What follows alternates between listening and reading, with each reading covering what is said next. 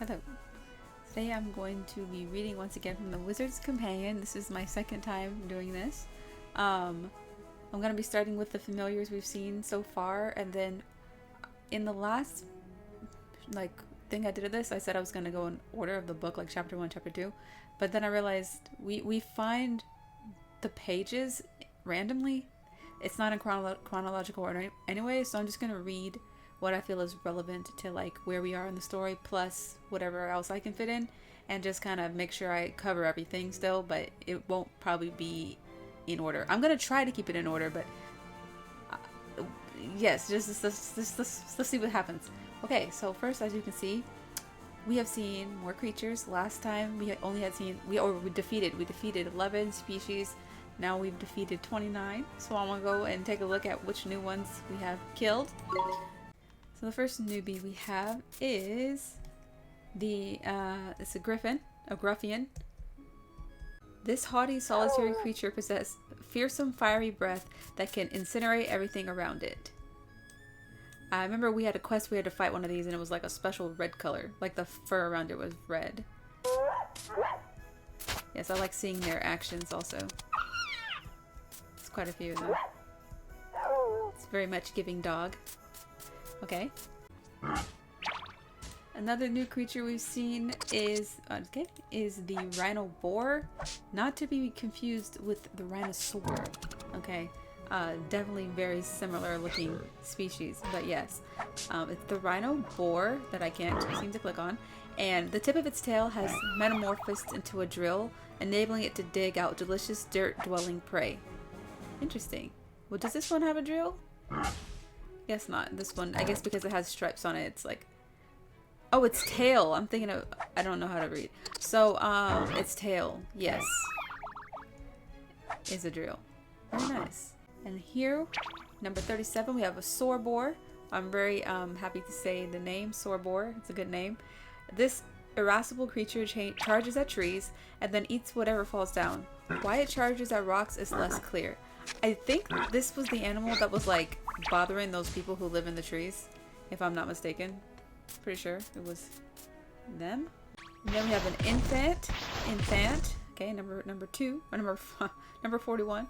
This lumbering lad dwells in woods and on plains, and can fire powerful jets of water from its trunk. Yes.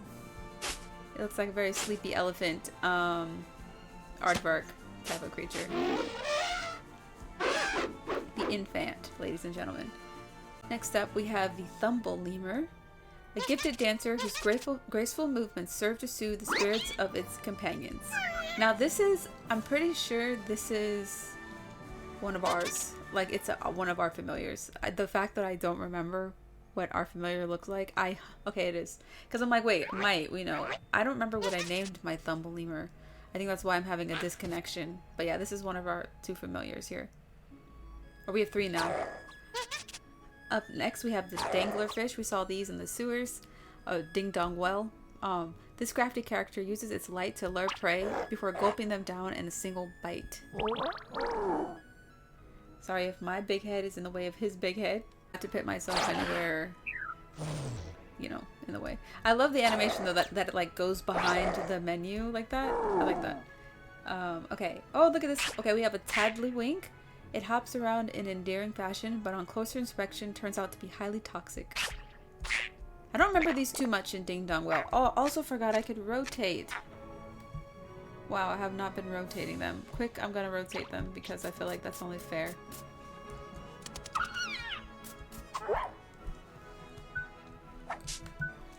Let's just get a few little 360 turn there. Wait, we saw this one. A Jabber. Bartender we've seen. Sooo Boar. Very nice. He's the biggest of the, like, standard familiars so far. That's a little Zumbafu here. Okay, and the Dangler Fish. Really need to see those fins to fully appreciate. Okay. And then I just showed the Tadlewink. Yes. Now this is cool. So when you have like a new kind of quest, I don't know what to call it, I forgot where we saw these. I thought this was part of a quest. But, so we have a sleepy fowl. Oh no, it's just a different creature. I'm just wrong. I should just read. This is a grumpy fowl. So this is a sleepy one. This is a grumpy one. And look at the eyes. The eyes are closed. I really love that detail there. It separates them. So the grumpy fowl, as you can see, his eyes are grumpier. Okay. Okay, it says when angered, it tends to run around at full pelt rather than fly. It can whip up flames with its fiery red wings. Very cool. Oops. Very cool. The grumpy fowl here. Really cool. I think I like the grumpy one more than the sleepy one. No offense to whoever be offended by that. Okay. Then we have Drongo. This is Esther's familiar. We just met Drongo. We have not seen them in battle yet. Okay. It says a bird-like creature with a charming plume. Though generally peaceable, it will release an electric blast when angered. Yes, it's basically a round kind of peacock creature. If a peacock only had one feather and it was coming out of its head. Oh, so very cute. Okay. Then we have a rabbit. A creature spawned from a plumber's passion for his spanner. If riled, it will bring its own tool to bear on the nearest irritant.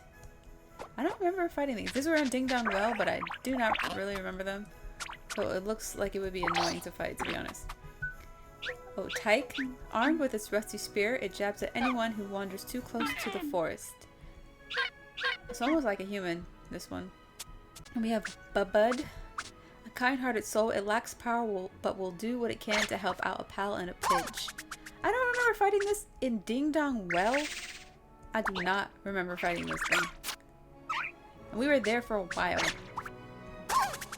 So that's very interesting.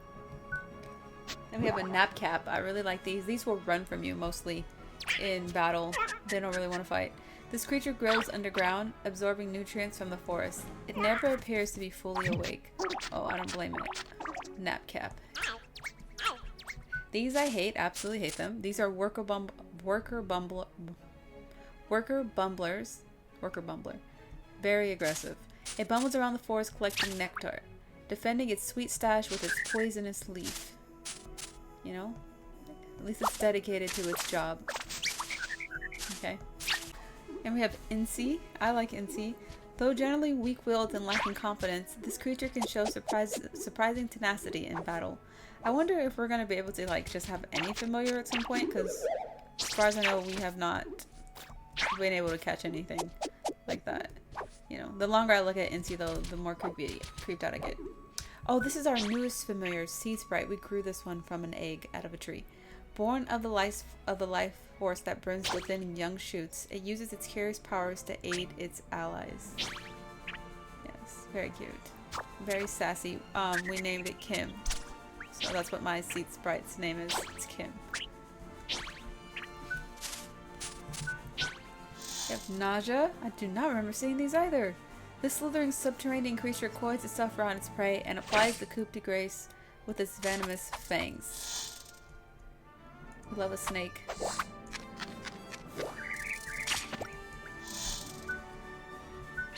Here we have a pom-pom. Okay. A creature spawned by the life force of a woodland swamp. It hides into the trees, waiting for its prey to pass by. This is like the little moss creatures that you can keep. You know, pet moss. In like those little water jars. I think there's an actual name for them. I kind of want one, to be honest. Yeah, very cool. Okay, oh, we have some new legendary or nobilia creatures. So we did the Guardian of the Forest, of the Woods. Right, I remember fighting him. Then we fought Hickory Dock. These are like the boss fights. This kingly descendant of the rodent race, defeated by feline forces, now dwells beneath Ding Dong Dell. He doesn't have many actions. But he's got a cool ear piercing. Excuse me. He has a cool ear piercing, though. Alright, and then we have Gladiator. We fought him in Golden Grove. Protects Golden Grove from those who would harm it. Its deep cry summons the creatures of the forest to its aid. I mean, he's awesome. I think he's like one of my favorites so far. He really intimidated me when we had to fight him. Look at him. He wants all the smoke. Alright. And then, oh yeah, this creepy creature. We found out about nightmares recently. This is Rusty's nightmare, the guy who was like abusive to his family. This dark spirit possessed Rusty after his heart was drained of kindness. Oh, this one, he just talks. I'm not pressing anything. He just talks by himself. Like, the other ones I feel like were pretty quiet. Imagine this living inside you. A lot of people do have these kinds of things living inside them. Okay. So those were the creatures I've seen so far. So, life lessons, just tips. Let's see what dangerous places I've picked up. Alright, we've been to the deep dark wood. Right? Shows you the map. And all that. I think I looked at this one before. Oh, it also shows you the creatures that you found here. And then we've been to Ding Dong Well. This is new. I know that I don't have every treasure on here because I don't have the spells that I need to get them. But soon, one day, this place had a few. Apparently, I'm not sure if this means there's even more creatures that can be found here. I don't think it is. And then Golden Grove. We've only been to 3 places. It seems way more than that. Wow, I missed some treasure chests here. I mean, Golden Grove was huge and it was kind of stressful, I'm gonna be honest. Because it's very easy to get turned around. But I definitely had to go back. Like, it looks like I missed the whole section. I'm not sure. Or if something was closed off. But yes, this place had the most creatures so far. Progress report, let's see. 22% completion. I don't remember what it was last time. Oh, it was, I looked, it was 9% last time. So wow, we've 22% from 9%. It's pretty good. The creature section, we've only gone up 6%. I had 2% last time, now it's 8%. Task completion, 9%. When I first did this, I was 0%. I'm not really sure what task completion is. I'm not sure if those are the side quests. I still don't know what these 3 things are. But yes. Okay, so looking back at my last video, I've realized like what I did wrong. I said I don't want to skip ahead. What I don't. But since it's not in order when we get the spells, I'm not going to read any of this. I'll just go and read the spells that we have now, and then I'll just keep going through the book and just seeing what we have so far. And then I'll keep a mental note, and watch my past videos to see like what we have already covered, and hopefully nothing will be repeated. Okay, so the first rune, we have rune number 1. It's form familiar. As you can see, very straightforward. It says, summon a familiar from the depths of your heart. Creatures are formed wherever life force is found. This spell allows a wizard to form a creature from the life force within its own heart. A creature which then becomes his familiar. Be at peace with yourself prior to casting the spell, as a result is invariably self-revelatory. Revelatory? A familiar thus formed is a manifestation of your heart and soul. Wait a second. We have form familiar. I was just talking like, can I just use this in battle? I never tried. No one told me to. I gotta try it next time. Can I just make any creature familiar? Because that seems like you could. Okay, might have been missing some crucial parts of the gameplay. We'll see next time. Okay, then we have spell 2, rune 2, gateway. Step out of one world and into another. This is how we get from Motorville to the magic place. The gateways formed by this spell are the only way to travel between this world and one of many other worlds in existence. Casting gateway requires you to focus your thoughts upon the world to which you wish to travel. It is also imperative to imagine that you have already left the world in which you cast the spell. Cool. I like to zoom in. Wait, let me look at these pictures here. Someone drew this. Very nice. Very cool. And did I look at this one? Form familiar. Yes. Cute. Okay. Then we have Healing Touch. I think we kind of just learned this one. This is one of the newer ones. Okay. I just, don't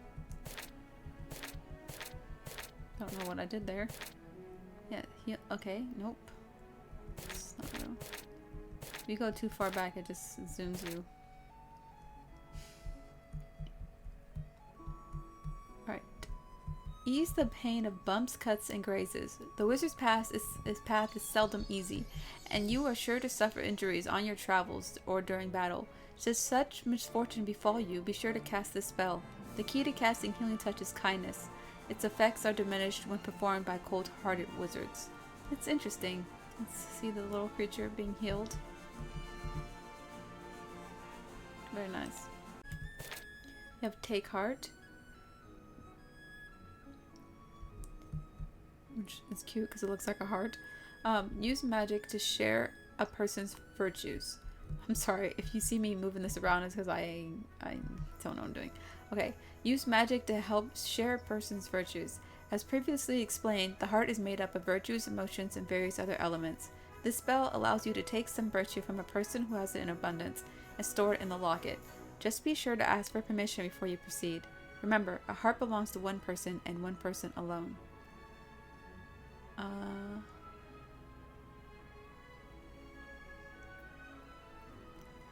That's interesting. I feel a little contradictory in that last sentence. Maybe I'm just reading it wrong, but yes. Then we have Give Heart, which is a very interesting symbol. Is it me? Am I the problem here? We have Give Heart. I cannot handle this. I can't.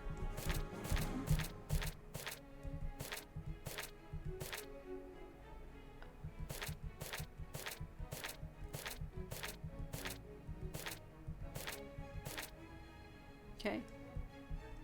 Here we have Give Heart. Bring balance to someone's heart by restoring a lost virtue. This spell allows you to give the virtues shared using Take Heart to people who are in need of them. In that it offers a means to save the brokenhearted, this is one of the most important spells a wizard can learn. Needless to say, its use necessitates the utmost care and forethought. That we have Spring Lock. We just learned this too, to open people's doors, places we're not supposed to go. Opens doors and chests without a key. Wait a second. I wonder can I use this on blue or purple chests, I wonder? Okay. Spring Lock is a spell that forces open otherwise unpregnable locks. Be sure to try it when you encounter a locked door or chest. Note, however, that this is not a spell that should be used for personal gain. If rumors are to be believed, terrible things are wont to happen to wizards whose greed leads them to spring locks that should not be sprung. Oh, I bet. I gotta try that, man. I haven't been using these spells like I feel like I should be, but maybe I'm just thinking too much. We'll see. Okay. Oh, yeah. Oh. Magic Lamp. I don't even know this one. Rune 15. Bring light to even the darkest nook. This spell brings a warm glow to the dingiest dungeon crevice. Though it burns for only a short time, the magic lamp shines as brightly as the sun itself. Just be sure not to fall into the same trap as many a foolish wizard before you. The lamp does not overcome the darkness, and it does not protect you from it. The darkness remains. It is something to be feared. Don't fear anything. Okay? Nothing is to be feared. Alright. Let's see. Quicken Growth. We learned this one. Ah! Number 17. Give plants and flowers a spurt of growth. Wizards are often pressed for time and cannot wait around for plants to blossom. Should you need to bring a sapling to maturity in the blink of an eye, Quicken Growth is a spell to cast. Note that accelerating growth in such a manner has a grave effect on the plant's lifespan and is not to be undertaken lightly. Yeah, that's I know, that kind of makes me uncomfortable. I feel like bad for the plants that they are dying so soon. Doesn't seem really cool to me. Alright, so what's next? Rejuvenate. Turn back the clocks and return an object to its former glory. Withered trees and broken machines are no longer lost causes without this spell, which allows a wizard to return them to their original pristine state. When drawing the rune, be sure to focus on the condition to which you like to return the object, not on how far back in time you think you need to go. You know what? I wonder, because Mr. Drippy is always like, oh, you can use that spell, can't you? And I'm wondering, because like the reason I haven't tried to use spells randomly too much is because I'm like, oh, he's just gonna tell you when. But I wonder if you can use them without him being like, hey, use that. You know, I've gotta try. I've gotta be more creative when I play this game. Secret ingredient. Oh, we just got this. I don't know what this does yet. And Rune 26. Concoct a range of delicious delicacies. Magically prepared food has a certain blissful flavor with which dishes cooked in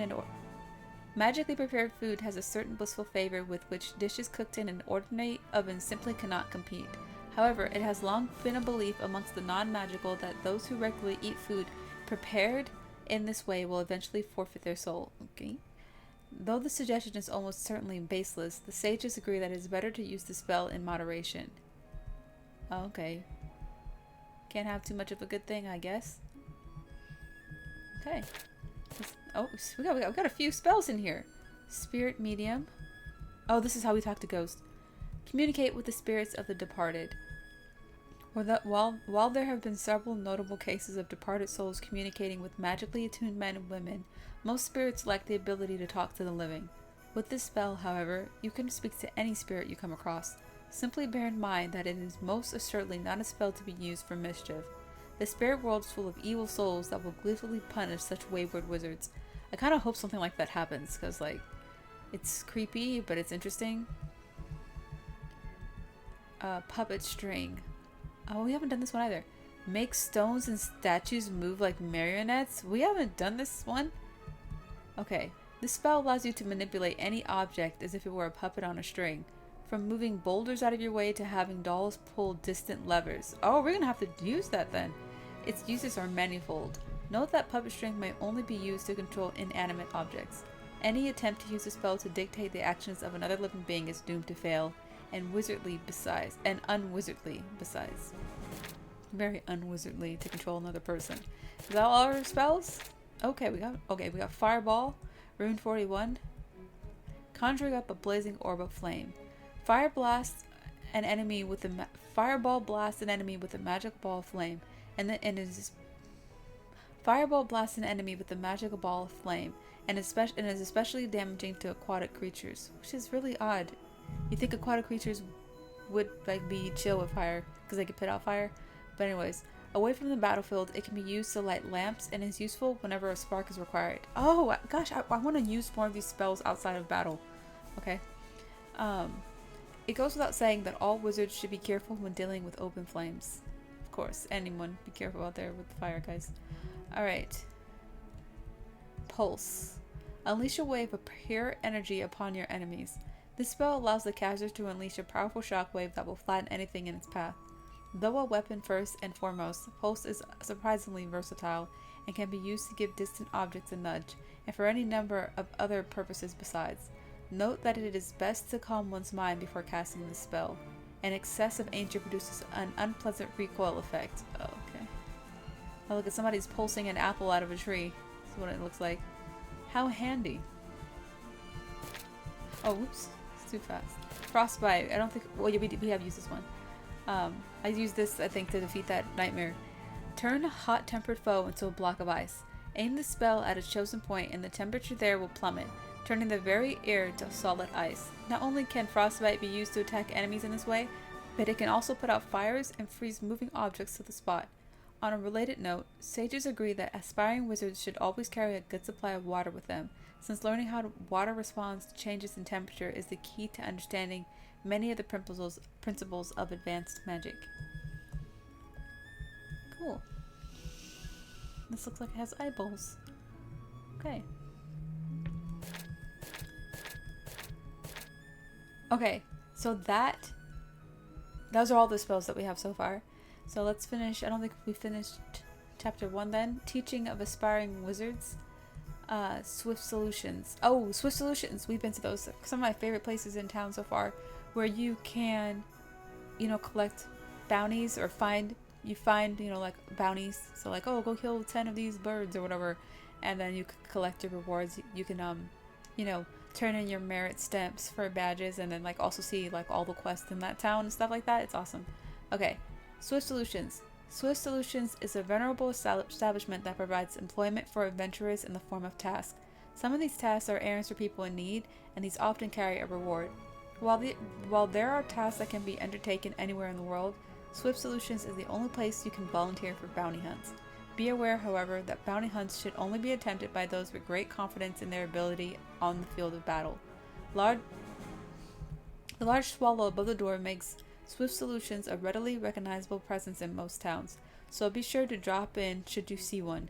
Completing the task they offer is an excellent way of accelerating your development as a wizard. It really is one of my favorite things, these kind of side quests, because the stamp rewards, they look pretty good so far. Regular patrons of Swift Solutions receive a special loyalty card known as a Merit Stamp card. Completing tasks yields merit stamps, and filling merit stamp cards earns merit badges, which furnish their owner with special abilities. The origin of these cards is shrouded in mystery, but one theory suggests they were invented by the king of a magical kingdom in an attempt to promote heroism and chivalry within his lands. There are even rumors that this king was a distant ancestor of the taskmasters who run branches of Swift Solutions to this day. How very nice. We're moving on to chapter 2, Alchemy. Not to be confused with magic. Bubble Bubble, Broil and Blend, Alchemy, the wizard's friend. Alchemy is just science magic to me. What is alchemy? What is it? Alchemy is one of the main pillars of wizardry. To the uninitiated, it appears to involve nothing more than the mixing of ingredients in a pot. To the aspiring wizard, however, it is an art unrivaled in its depth and complexity. With the necessary knowledge and materials, a wizard can create items blessed with near boundless magical power. The alchemy can provide you with more than just simple provisions. It can be used to conjure up great swords, shields, and even objects unknown to this world. There are, after all, an infinite number of possible formula. Know also that true masters take great pride in devising their own formula, something any aspiring young wizard would do well to attempt. Oh yeah. So, I like all the details. Oh, we got like a gecko and some tweezers. Looks like blueberries or something, and then a spoon and a mushroom and a perfume bottle and a tiny little sword, a feather. All the main characters are here. Okay. Alright. Alright. Cauldrons and Genies.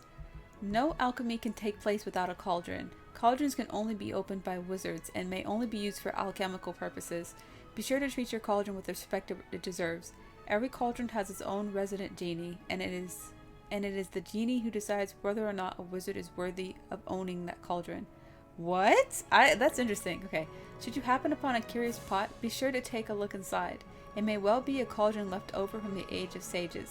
If you have difficulty removing the lid, try saying the magic words. The magic words. Open sesame. Oh, open sesame. Oh. That makes sense. Wow, interesting. Okay, I don't think we've seen any cauldrons in this game yet, but we will keep a lookout for them. Using your cauldron. Are we going to get a cauldron? Because we haven't really done any alchemy, not that I've seen. Once you have acquired a cauldron, it will be time for you to take your first tentative steps into the realm of alchemy. Though you will no doubt be eager to create your own formula, it is better to stick to a proven combination at first. Just remember that some formula are more demanding than others, with some requiring ingredients that only grow in far-flung corners of the world. Note that making tiny adjustments to formula can produce wildly different results, and experimenting in this manner offers a glimpse at the incredible depth that the world of alchemy can provide. The image below is around 150 years old and shows a group of wizards attempting to create a rain potion.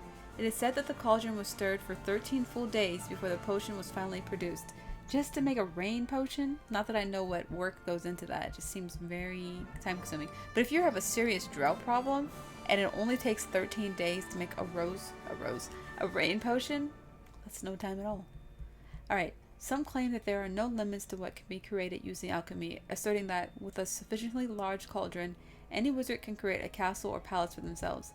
Please note, however, that these claims are unproven at the time of going to print. Cool. So look at these guys right here. 150-year-old picture. Real picture. Just kidding. Of some wizards. Okay, wait a second. So these wizards are creating a rain potion. I think that is a skull in there. And we have a skull down here. So I'm not sure what the requirements are for this, but it doesn't look very wholesome at all. It's kind of foreboding. Okay. Oh, look at we have a. Wait. Oh, we have the instructions here. So for wait, what is this? Using your cauldron. Okay, we got select the formula, prepare the materials as specified in the formula, make sure that none of the materials have perished or dried out. That's important. Carefully following the steps listed in the formula, place the materials into the cauldron and begin stirring. Widdershins, of course. Widdershins. It is vital at this stage to visualize the object that you're trying to create. Widdershins. I don't know what those are. Oh, alchemical formula. Wait, swords and daggers. You can make your own weapons with alchemy? Lost sword, sainted sword, candle cutter, shadow glass knife. Wait, why do we already have these recipes? We don't have this page though. Page 98. I don't think we do. Like, okay, wait a second. Wait. So it's showing us. Wait. Can I?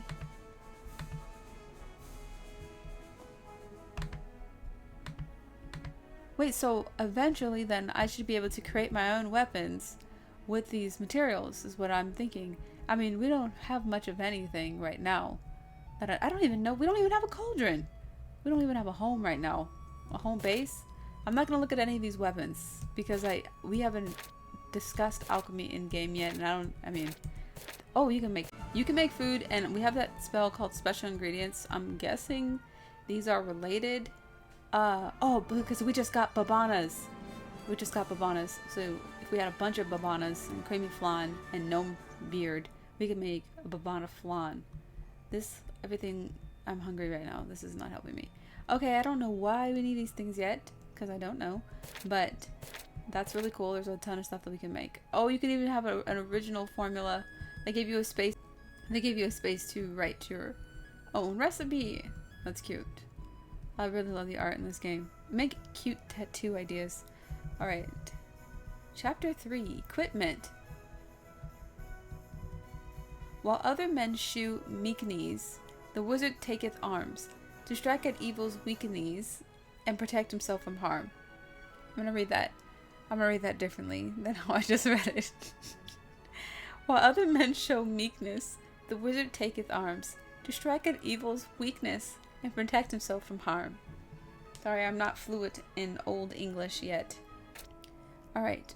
Equipping your familiars. Oh, maybe it'll say how we can equip new familiars, or... Alright. Equipping your familiars. Or, oh, maybe this is just like what familiars can be equipped with. Never mind. Familiars do not use equipment in the same way humans do. They do not wield our weapons, wear our armor, or sport our jewelry. Really? Because we give them little things to wear in this game. Instead, they swallow such items whole. Okay, never mind. Absorbing their power and enhancing their own natural abilities. Ingesting a sword, for example, will improve a familiar's offensive capabilities, while ingesting a shield will boost their defense. And that brings me to my next question, because when we trade up, we get that old item back. So are they regurgitating? I have questions. Lest you wonder, familiars enclose equipment in transparent bubbles prior to ingesting it. Thereby keeping their innards safe and the items clean and ready for retrieval at a moment's notice. Look at my questions being answered. If only I would keep reading. Rest assured that familiars have no qualms about ingesting an item that has already been swallowed by another creature. That is really good to know. Really good. Sharing is caring. Types and taste. Three types of equipment are used by familiars: weapons, armor, and accessories. Each equipment type is wrapped in a differently colored bubble when swallowed. Weapons are enclosed in red bubbles, armor is enclosed in blue bubbles, and accessories are enclosed in green bubbles. Familiars' taste will dictate which equipment they use, and they will stubbornly refuse to swallow items that are not to their liking. There is no cause to worry, however, since familiars will only tolerate equipment with which they are comfortable. You may rest assured that anything they do ingest will have a positive effect of one sort or another on their abilities. Here's an example of Might eating his abilities. Very cool. Very cool. Way to explain that. Oh, here's the familiar's weapons, I'm pretty sure. And we have used the wooden sword. I read these in-game, the descriptions, so I won't read these now. Because these are also outside of the book. I only read stuff here that we don't get to read in-game, but yes. Lots of equipment will soon be had by the familiars. Lots of equipment, actually. Jeez. And armor. And whatnot. Are these also for the familiars that they eat? Must be. Okay, no spoilers. Once we find them in game, we can read them in game. Teachings of Aspiring Wizards. Section 5. Means of Transportation. Part 1. Non-wizards have long been forced to rely upon vehicles to carry them to their destinations. This section aims to introduce some of the more common modes of transportation currently in use. All wizards are advised to read the information contained herein, for one cannot predict when circumstance, nixing, dismemberment, or one loss, to name but 3, might necessitate the use of such infernal contraptions as those here described. Cloud sweepers. Okay, we don't have one of these. Saddle, wings, broom, drive wheel. Okay, so this is like an advanced broom. This is like a car broom. Very cool. Or a broom that's alive? Because it looks like a horse broom. Both wings. A dragonfly broom? Okay, moving on. Wizards, of course, do not require magical assistance to fly through the air. Indeed, in times gone by, wizards would not have countenance travel by any means other than broom. Alas, the age has changed, and now young wizards insist on using half-magical, half-mechanical contraptions known as cloud sweepers. Okay, so like this was written by like the older generation, and they don't like these new contraptions. Cloud sweepers require only the merest dash of magic to get them off the ground, meaning that inexperienced magic users and even non-wizards are able to ride them with gay abandon. Wait a second. Where do we get one of these? We really need one.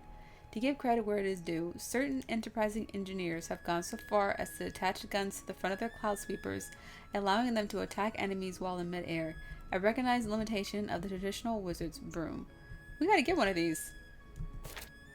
Alright, what's next? The Quartermaster's Store. The Quartermaster's stores are a chain of shops which are as well known for their range of weapons and armor as for their eccentric, crow-obsessed owners.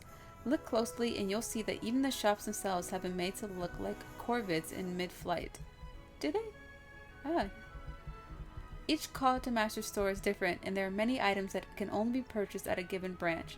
Since young wizards' journeys are invariably punctuated by monstrous encounters, frequent visits to the Quartermaster stores to stock up on weapons and equipment are a must.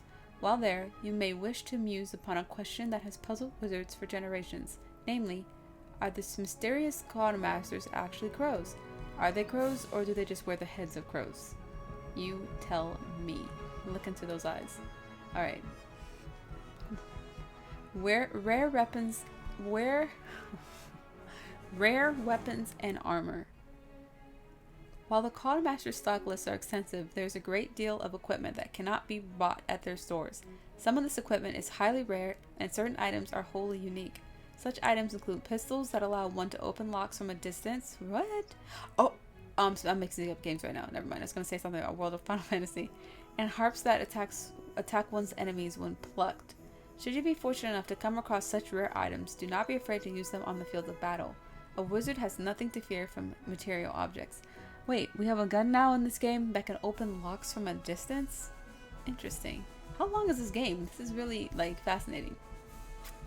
So when I come back, I will continue reading this. I'm trying to catch up where we are in this game before I keep posting. I'm on the next uploads for Ni No Kuni, like the actual game, is going to be like numbers 9 and 10.